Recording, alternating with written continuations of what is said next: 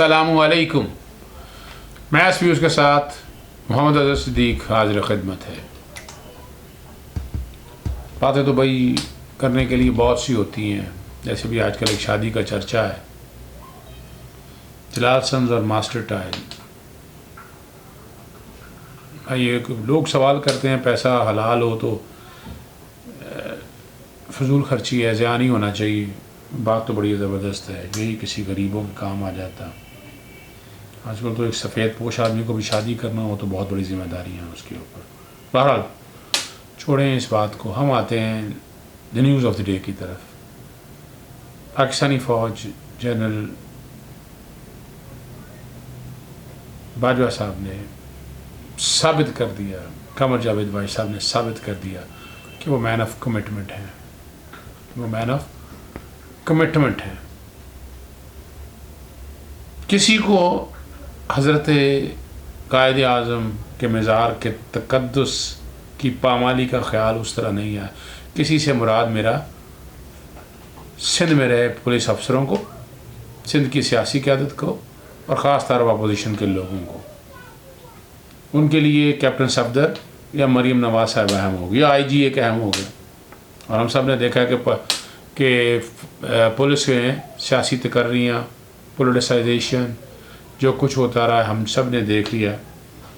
और आज DGI SPR की तरफ से बाकायदा वो बात रिपोर्ट बता दी गई है कि रेंजर्स के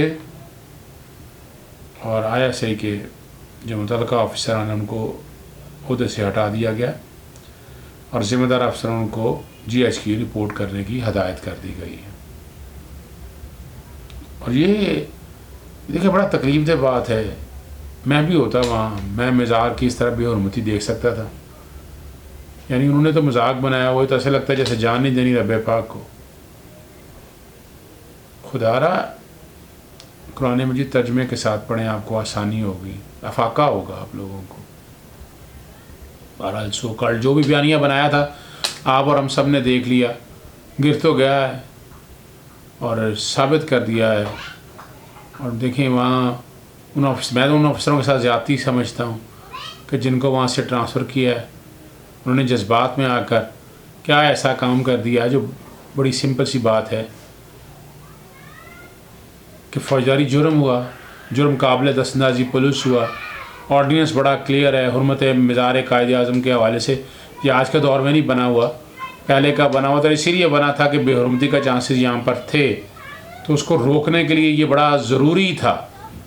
तो उस ऑर्डिनेंस की खिलाफ वर्जी हुई और वो आपने देख लिया कि पुलिस ने क्या किया, उसने अपना उसको कैटेगरी B में रख दिया। अब बड़ी हैरानकुन बात है, आप छोड़ दें उस बात को कि वहाँ कोई इसके लिए मुद्दई वहाँ था या नहीं था, ऐसा मुद्दई से तो कोई ताल्लुक ही नहीं है।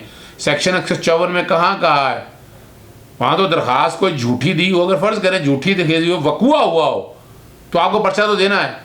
ये तो कानून है और बड़ा क्लियर कट कानून है ये। लेकिन हमारे यहाँ 154 ज़ाब्ता फ़ौजदारी को पढ़ा ही नहीं जाता, इन्फॉर्मेशन ही देनी है और इन्फॉर्मेशन के मुताबिक जुर्म काबिल दस्तंदाजी पुलिस हुआ है। बहरहाल हमने देख लिया सारी बातें आपके रिकॉर्ड पे आ चुकी हैं। मुझे तकलीफ़ हुई है इस बात की कि असल मुजरम तो बच गए हैं, जिन्होंने मुहब्बे वतनी और अक़ीदत में ये कदम उठाया, उन्हें उधर से हटा दिया गया और उन्हें आगे इंक्वायरी का सामना करना पड़ेगा। मुझे दुख हुआ है इस बात का।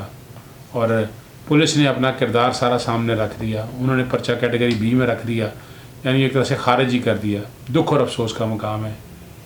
यानी कैमरे की आंखों ने सब ने सच देखा है, मगर सच साबित नहीं हो सका। दूसरी बात जो करनी है, वो इशू बड़ा अहम भी है, नहीं भी है, लेकिन अहम ज़रूर है कि नवाज शरीफ साहब एक और केस में इश्तिहारी हो गए। भगोड़े, इश्तिहारी, एब्सकॉन्डर, लेकिन उनकी सेहत पे क्या फ़र्क पड़ता है। वो तो बेवकूफ़ बना रहे हैं निज़ाम को, आराम से याशियाँ हो रही हैं।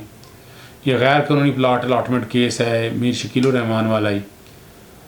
अदालती इश्तिहारी करा देने की जायदाद को कुर्क करने का हुक्म दे दिया। जज हैं असद अली, غیر قانونی پلاٹ الاٹمنٹ ریفرنس ہے، طلبی کے اشتہار دیے تھے، پروسیکیوٹر نے عدالت کو بتایا کہ اشتہار جاری ہوئے 30 روز مکمل ہو گئے، سیکشن 87 اور 88 87 اور 88 کی کارروائی ہے یہ ضابطہ فوجداری کے تحت۔ عدالت نے فریقین کا موقف سننے کے بعد نواز شریف کو اشتہاری قرار دے دیا، پروکلیمڈ آفینڈر، ایبسکانڈر، اشتہاری، اور ساتھ ہی جو کہ پکڑ کے لانا ہے اس کو نان بیلیبل وارنٹ جاری کرنا بڑا ضروری ہے سیکشن 91 ضابطہ فوجداری کے تحت، اور ساتھ ہی جائیداد کو ریکوری کرنے کا حکم بھی دے دیا ہے۔ نیب اور ریونیو ڈپارٹمنٹ کو حکم دیا کہ آئندہ سماعت پر، آئندہ ہیئرنگ پر جائیداد کل کرنے کی رپورٹ پیش کی جائے۔ سماعت اب آئندہ 26 نومبر کو ہوگی۔ اور ایک بڑا اہم ایشو ہے، امیر مقام کی ہیئرنگ ہوئی ہے نیب میں ضمانت کے حوالے سے۔ ریمارکس اس حوالے سے ہے، ریمارکس ہیں وہ پشاور ہائی کورٹ کے جسٹس کیسر رشید اور جسٹس جہاد انور پر مشتمل 2 رکنی بینچ ہے۔ خیبر پختونخوا کے امیر مقام کی ضمانت قبل از گرفتاری کا سماعت کی ہائی کورٹ نے جسٹس کیسر رشید نے نیب پراسیکیوٹر سے سوال کیا، جب ایک شخص انکوائری میں تعاون کر رہا ہے تو اسے گرفتار کیوں کرتے؟ نیب کسی کے خلاف انکوائری کر رہا تو اس کی عزت کا وقار کا بھی خیال کرنا چاہیے۔ عدالت نے امیر مقام کی عبوری ضمانت میں 18 نومبر تک توسیع کر دی۔ اب بڑا مزیدار اگلی بات بہت مزیدار ہے۔ امیر مقام نے عدالت سے کیس کی سماعت 22 نومبر پی ڈی ایم کے جلسے کے پشاور جلسے کے بعد مقرر کرنے کی استدعا کی۔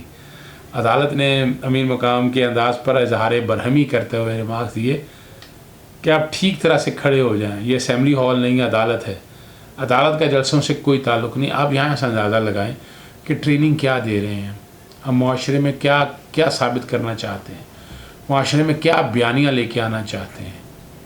یہاں آگے چلنے سے قبل میں بتا چلوں، ہمارے دوست عرفان ہاشمی صاحب اکثر لنڈن سے میں ویلاگ ان کے ساتھ کرتا ہوں، ان کا کل کا ویلاگ ضرور دیکھیے گا کہ انہوں نے منی لانڈرنگ کے حوالے سے جتنی تحقیق کی ہے اور اس تحقیق کے بعد جو چیزیں ساری سامنے لے کے آئے وہ بڑی مزیدار ہیں اور وہ عام بندے کے لیے سمجھنے والی ہیں اور بڑی تفصیل کے ساتھ انہوں نے بتائی ہیں۔ اب چلتے چلتے عمران خان صاحب سوات اور حافظ آباد کے جلسوں کے زور پر کہتے ہیں کہ عوام کا ان پر اعتماد قائم ہے۔ عمران خان صاحب ذرا سوچنا پڑے گا، اعتماد قائم ہونا اپنی جگہ پر ہے، لیکن لوگ کئی چیزوں سے، گڈ گورننس کے حوالے سے اور کئی معاملات کے حوالے سے تنگ ہیں، ڈسٹرب ہیں، پریشان ہیں، اور وہ پریشانی ان کی جائز ہے، اور اس پریشانی کو سامنے رکھتے ہوئے ان کی پریشانیاں ہمیں حل کرنی ہیں۔ پیٹرولیم کی قیمتیں ڈاؤن ہیں، اچھا ہے، سیل ٹیکس آپ نے 70% سے کم کر کے 17% تک لے آئے ہیں، یہ بہت بڑا کریڈٹ دیا آپ نے، لیکن سرکولر ڈیٹر آپ کی پہنچ سے باہر جا چکا ہے۔ پھر چینی کی قیمت، گندم کی قیمت، انکوائریاں ابھی تک سامنے آ نہیں سکی ہیں، اور جو متعلقہ ملزمان ہیں یا وہ دندناتے پھر رہے ہیں سارے مسئلے میں، ان کو کوئی پکڑنے والا نہیں ہے۔ جہانگیر ترین صاحب 7 ہفتے گزار آئے ہیں باہر، میں پہلے دن سے کہہ رہا ہوں کہ وہ انوکھی چیز نہیں ہے، نہ وہ بھاگے ہیں، نہ کوئی NRO دینے کی بات ہے، ابھی تک ان کے خلاف کوئی انکوائری ایسی سٹارٹ ہی نہیں ہوئی۔ نیب جب انکوائری کرے گی، وارنٹ آف اریسٹ جاری کرے گی، تو خالی صرف جہانگیر ترین نہیں ہے اتنی شوگر انڈسٹری کے اندر، باقی ہر سیاسی جماعت میں، اور شوگر انڈسٹری آپ کو پتہ ہے ہر سیاسی دور میں چھائی ہوتی ہے، ہر سیاسی دور میں وہ چھائی ہوتی ہے، بجائے ہر سیاسی جماعت کی شوگر ملے ہیں، اور اس کا فائدہ وہ جس طرح اٹھا رہے ہیں آپ سمجھ سکتے ہیں۔ عام آدمی کے لیے کوئی اتنا مشکل راکٹ سائنس نہیں ہے۔ اب ڈپینڈ یہ کرتا ہے کہ جہاں آپ اپنے جلسوں کی تعریفیں کر رہے ہیں وہ اچھی بات ہے، اعتماد قائم ہے۔ گلگت بلتستان کے بارے میں آپ نے کہا الیکشن کلین سویپ کر لے گا، میں نہیں سمجھتا اس میں پاکستان پیپلز پارٹی کی بھی کافی پوزیشن بہتر ہے، اور آزاد امیدواروں کی پوزیشن بہت بہتر ہے۔ آزاد امیدوار بہت ایک کلیدی کردار ادا کریں گے، یہ میں شاید بریکنگ نیوز دے رہا ہوں آپ کے لیے سوات گلگت بلتستان کے الیکشن کے حوالے سے، اور پیپلز پارٹی بھی کافی خاطر خواہ نشست لے جائے گی۔ نون لیگ بھی ووٹ اکٹھے کر لے گی، لیکن شاید وہ وننگ پوزیشن میں نہ آ سکے، اور جو دھندا جو شروع کیا ہوا ہے الیکشن دھاندلی کا، وہ بالکل ردی کی ٹوکری میں پھینک دیا جائے گا، کیونکہ اس میں کوئی وزن نہیں ہے۔